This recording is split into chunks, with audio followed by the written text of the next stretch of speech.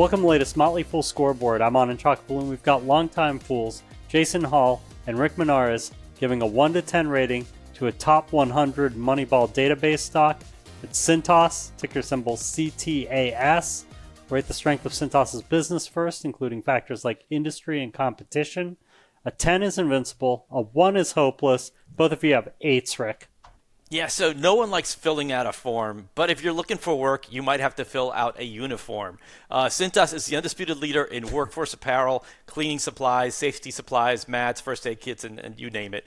It's dominant, serving more than 1 million businesses of all sizes. Growth has historically been in the mid to high single digits of the stops and starts, outside of the stops and starts of economic cycles. It's hard to name its closest competitor. The Cincinnati company is more Skyline than Chili. Yeah, it really doesn't have a lot of direct large competitors. It's mostly competing against small local and regional businesses, a lot of which it is accumulated and consolidated over time. And it's very unlikely to ever see a large competitor try to enter. This is not a sexy business that venture capital is going to try to build a competitor to. And it has not just the consolidation aspect, but it's got a really long history of adding on more of those like dirty job services that its customers are more than happy to pay it to do, along with the other things that it's already doing for them. That's moved well beyond uniforms. For management, a 10 is Warren Buffett, a 1 is Homer Simpson. Both of you have 8s once again, Rick.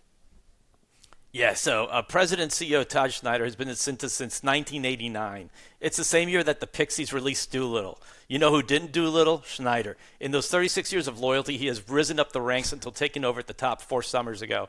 The chief operating officer has been there since 1999. The CFO has been there since 1996.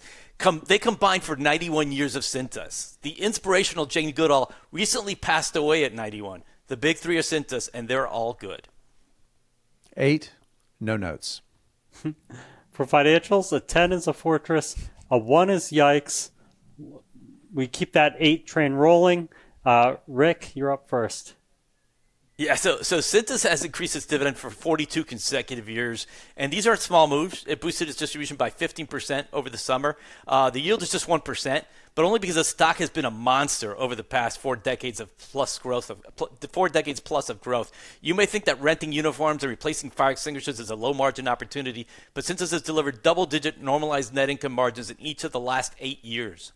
Yeah, one of the things that I often see, you start looking at companies that have grown that dividend 30, 40 plus years, is you start digging in and they've made lots of acquisitions, and kind of a financialization of the business has driven the growth, and the margins actually start to deteriorate with acquisition after acquisition after acquisition. But you start peeling back the layers, you look at operating margin, net margin, returns, they actually continue to get better. That's rare to see these legacy accumulators deliver growth of those sorts of things versus deterioration.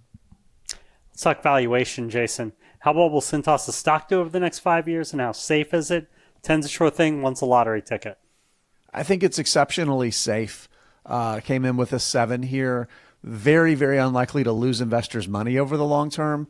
But despite all of the praise that I've given the business, the exceptional profitability, turning that modest revenue growth into really strong income growth, just the valuation is just going to make it hard to deliver double-digit returns from where we are. It's an incredible blue chip business, but it's just not built to be a market crusher from 41 times earnings.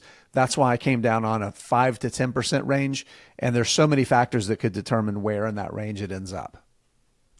Yeah, so I went with a 5% to 10% return and a safety score of 8. It's sort of in line with Jason.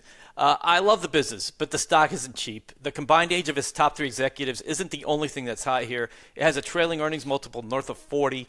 That's rich for a company with a much lower historical growth rate. But you're not going to buy Cintas at a discount unless you wait for corporate America to stumble, and don't wait for that. I went with a higher safety score of 8 because it has manageable debt on its balance sheet, and Cintas has a scalability that almost guarantees it will be the last company standing in this specialty. Thank you to both Rick and to Jason. They've given Cintas a strong overall score of 7.3 out of 10, with Jason liking waste management as a topic. Look out for a new scoreboard every market day at 7 p.m. Eastern. Next up is U.S. Bank. Till then, Fool on.